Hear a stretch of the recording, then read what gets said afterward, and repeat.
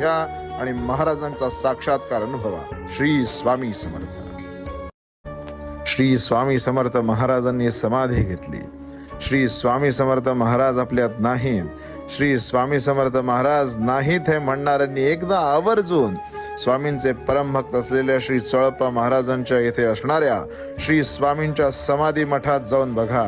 साक्षात्कार काय असतो, अनुभूती काय असते, दैवी चमत्कार, दैवी साक्षात्कार काय असतो, तिथे गेल्यावर आपल्याला कळेल.